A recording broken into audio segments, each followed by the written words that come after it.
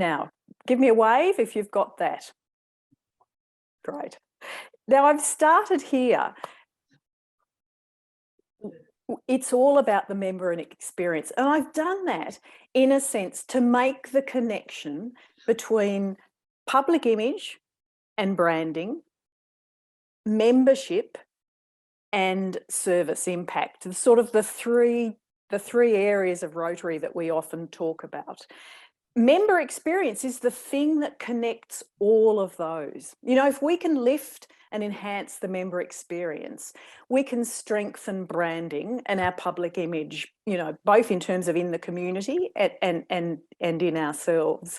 You know, if we can enhance the member experience, we can absolutely make it easier to, you know, to attract new members and to retain our existing members and thus drive membership growth. And if we can enhance our member experience, we can absolutely increase our impact and the service that we do in the club. So if you've ever sat there and thought, well, what connects public image, membership and service or impact? It is absolutely the member experience. It is all about the member experience. So let me now give you my top 10 tips. And as I said, from the research, particularly into services marketing, but also from our findings from our Rotary International annual member surveys. So let's start with top tip number 1. The first thing, and you know, arguably the most important thing that we can do to enhance the member experience is to truly understand our member expectations. We absolutely need to take time to understand what members need and want from Rotary.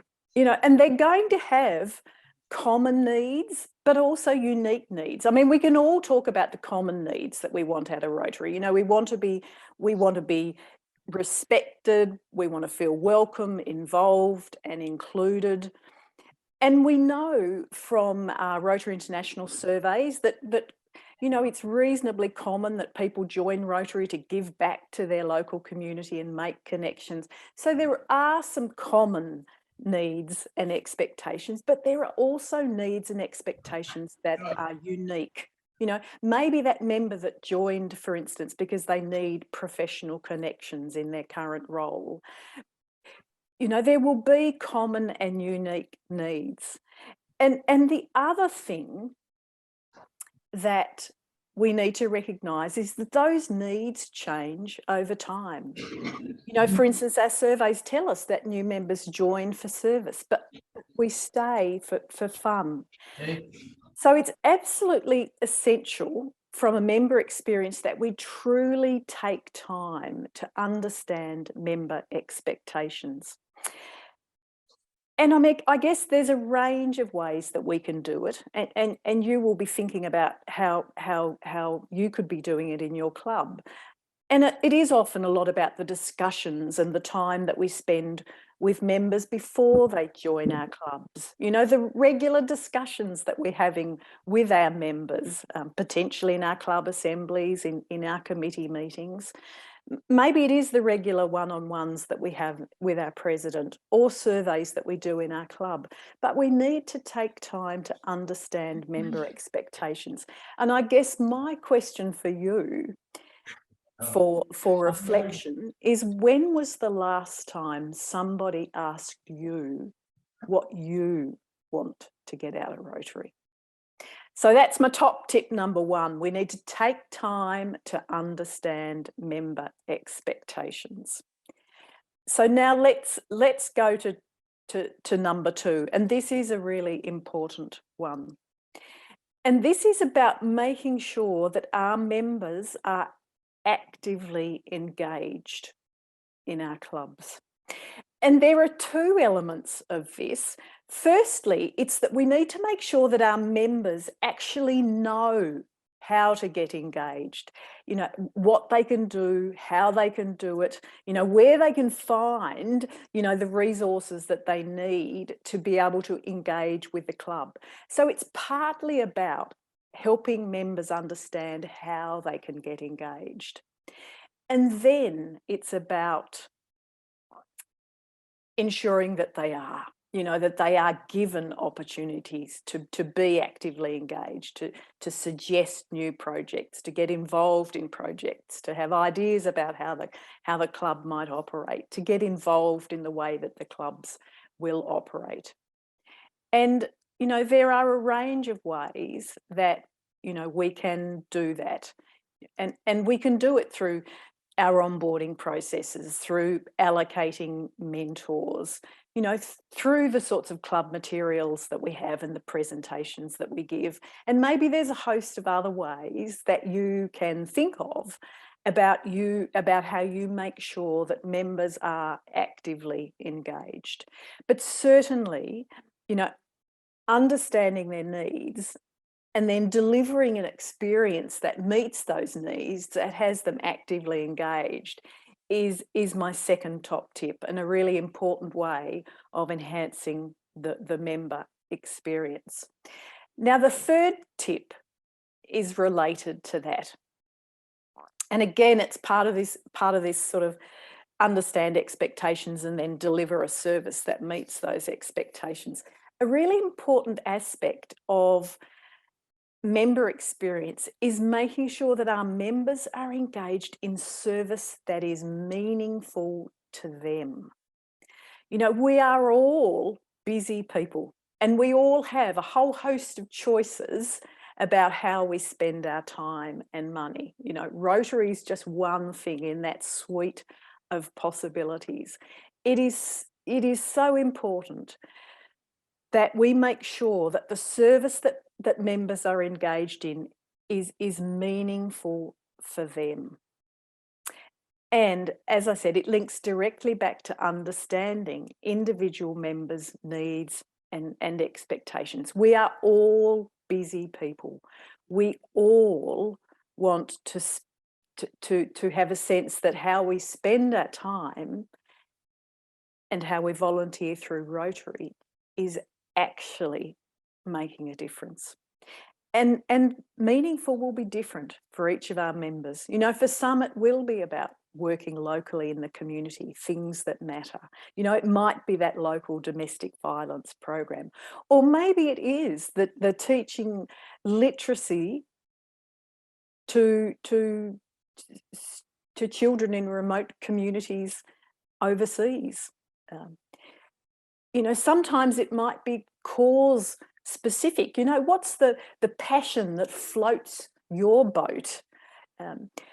But maybe it's a skill. You know, I come with a learning and development background. I quite like to contribute using those skills. You know, we bring different needs and expectations, and we want to deliver.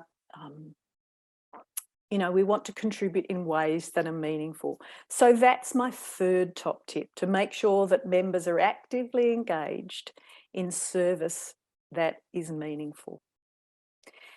Now, tip number 4 is an important one. We need to make sure that the processes in our clubs are member focused, you know, are smooth and friendly for our members. So often we design our key processes, and I'm thinking of the ones in our club.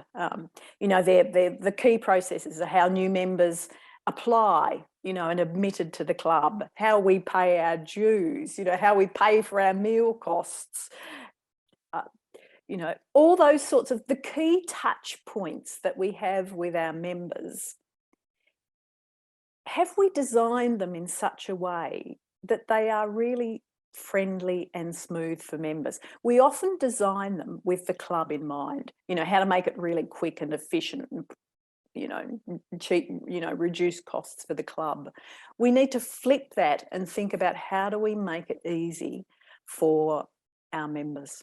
You know, and I encourage you to think about those, you know, those key touch points, those key processes in your club, and think about them from a member perspective. How can we make it, you know, easier for me? I remember having a discussion. I can see some of my New Zealand colleagues in the room. I remember having a discussion around the time that Rotary was talking about increasing Rotary International dues. And there was a lot of angst about the price increase and the impact that that might have on member dues. And there were a lot of voices in the room expressing concern about the price increase. And one of my New Zealand colleagues said, I don't think I'll even notice it. And it turns out that this, in fact, district governor was in a club that enabled members to pay their dues on a monthly basis. And he was paying $25 a month and hardly even noticed it. You know, technology has enabled us to design lots of our processes in a more customer-friendly, member-friendly, member-focused way. So I encourage you to think about those key touch points and how you can design them in such a way that they are easy, friendly, smooth, timely for our members. So that's my fourth top tip. Design member-focused processes. Now, my fifth top tip is all about making sure that the physical elements of membership match our customer expectations and reinforce the quality of our service. In marketing theory, we talk about how when you sell experiences, you know, which is what we do in Rotary, we sell the experience of being a member, of volunteering, you know, of contributing.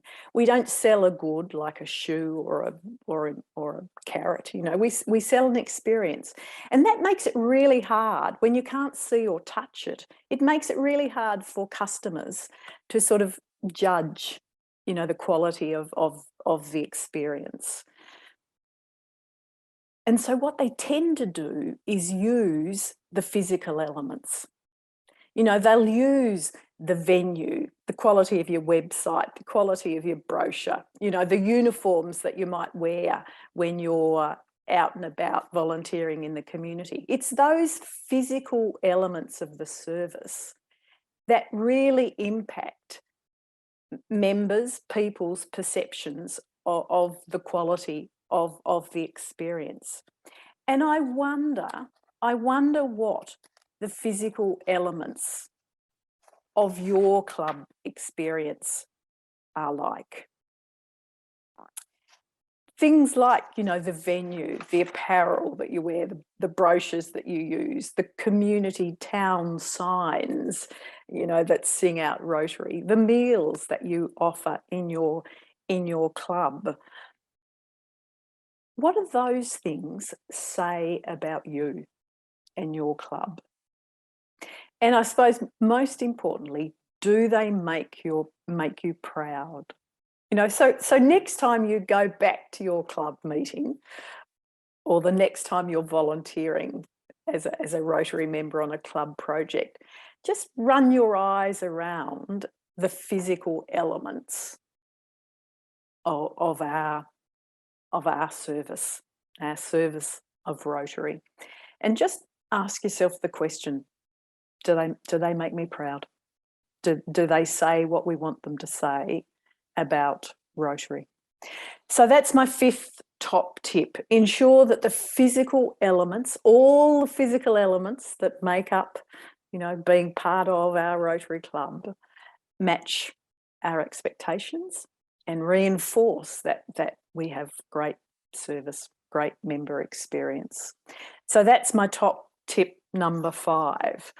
Now, my next top tip, number 6, is a very important one. And it's that we need to address problems quickly. You know, marketing theory is full of discussions about service failure recovery, you know, how businesses and organisations recover when service fails. And we absolutely know that things go wrong in Rotary. In fact, one of the two top reasons why people plan to leave Rotary is as a consequence of conflict with other members. Now, I expect what they're saying is that it's not conflict per se, but it's a club's failure to address those problems. And so it's really important. You know, we work in clubs, we have people. People is our business. There will always be problems. And so it's really important to address problems quickly. And I think there are two elements of that. One is making sure that you've got the systems in place up front, proactively. People know how to complain and they have access to a complaint procedure.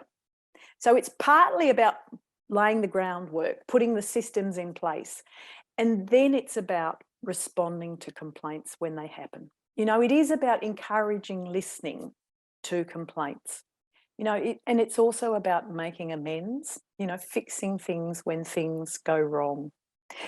The other thing that we know from marketing research is that when it comes to addressing problems, you know, resolving complaints, fairness and empathy really matter. You know, people want to be treated fairly and they want to be treated in a manner that respects, you know, their right to make complaints. So I encourage you to think about how you do this in your club. And I suspect it's something that we can all pay attention to. And so that's my sixth top tip for enhancing member experience, is to address problems quickly, to put the processes in place up front and then use them to settle problems, complaints and grievances. And that might be about having, you know, a clear and documented process, you know, that everybody understands and is available to members.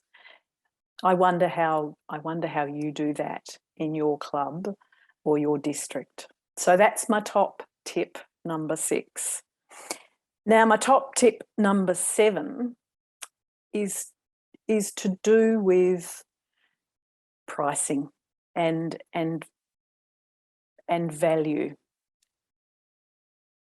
And essentially, it's the importance of matching price with perceived value.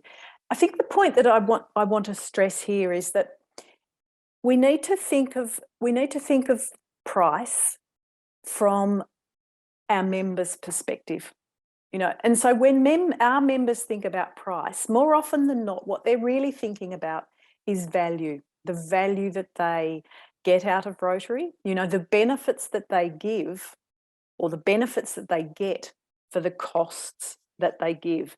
And I think the point that I want to make here, and it's particularly relevant for services, you know, like Rotary, is that cost has financial and non-financial considerations.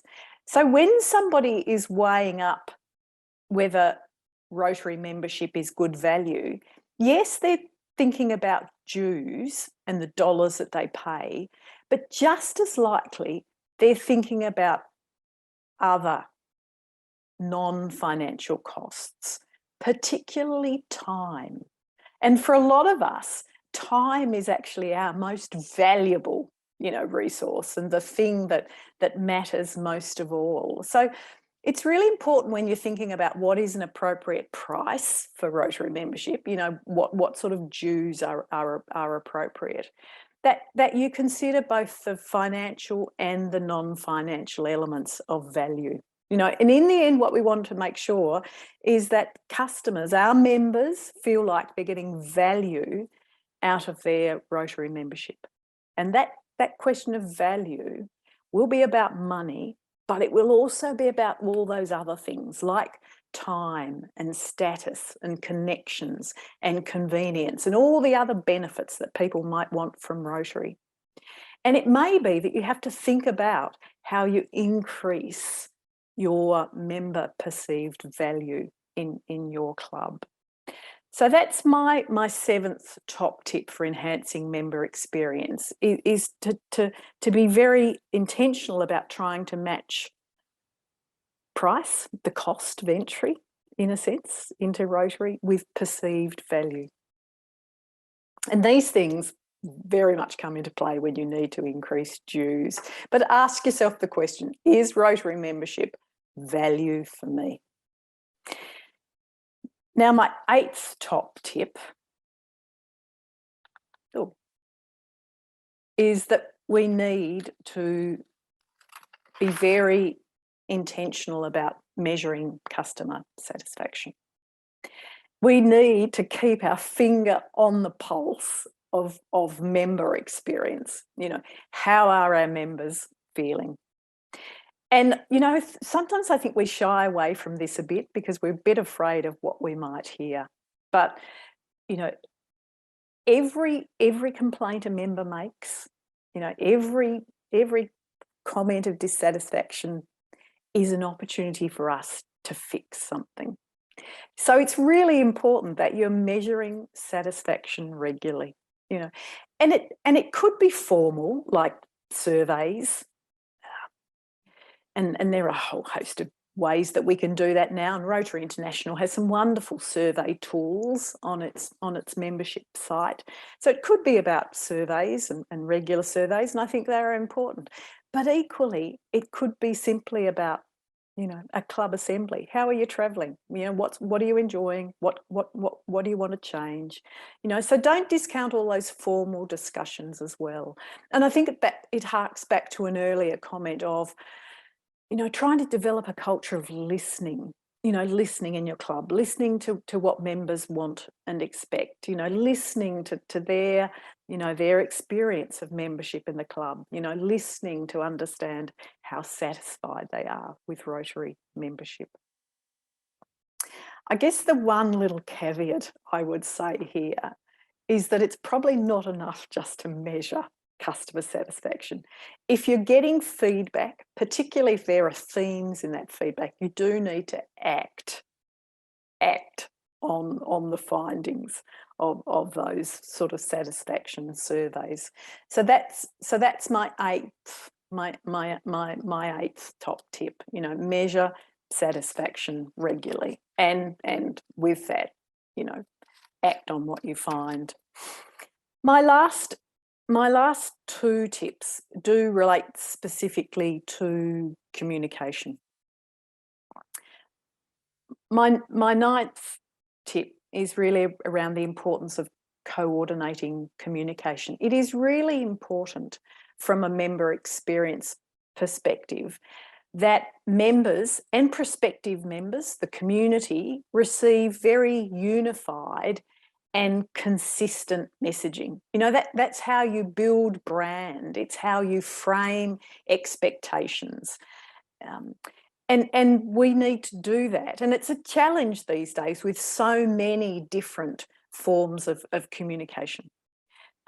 We need to make sure that we are sending a unified and consistent message, look and feel, you know, across all our methods of communication, you know, our websites, our brochures, our social media, even the way that we communicate internally in the club is really important. So we do need to coordinate our communications, you know, and if you have a public image team in your club or a communications team in your club or public relations, you know, you could ask them, you know, is the look and feel of all our messaging, you know, coordinated and unified, you know, across all our various methods. And now my last tip again relates to communications. It also relates to expectations and how we can influence expectations. And that is, we need to keep communications real. You've probably all heard the story of the communications campaign or the advertising campaign that, sold Rotaries full of bright young things, and then somebody joined a club and, it wasn't like that at all. We need to keep communications real.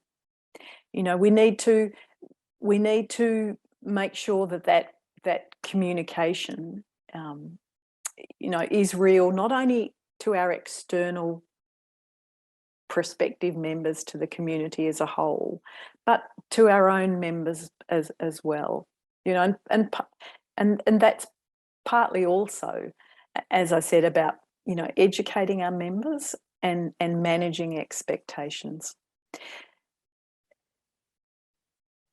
And there are a number of ways we can do this, and this sits in the services marketing theory very solidly as well. We can keep things real by using real stories, by featuring real members in our communications, by using the Rotary brand, and by very much showing the impact of what we do. So, keeping communications real is very important. It's very affirming as well for our members, but it's very important. It's very important in terms of framing expectations, because in the end, member satisfaction is essentially a function of matching their expectations with their perceptions of the actual member experience.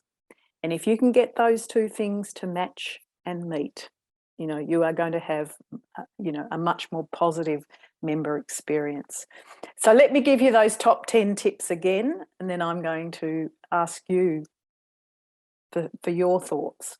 So my top 10 tips for delivering an exceptional member experience. And I say delivering to highlight the fact that we have to do this by design. It doesn't happen by chance. So here are my top 10 tips again. Understand member expectations. Ensure our members are actively engaged in service that is meaningful for them. We need really good member-focused processes in our club so that it is easy for members to engage with us. And we need to make sure all the physical elements, the things that make experience real and tangible, reinforce or match expectations and reinforce service quality.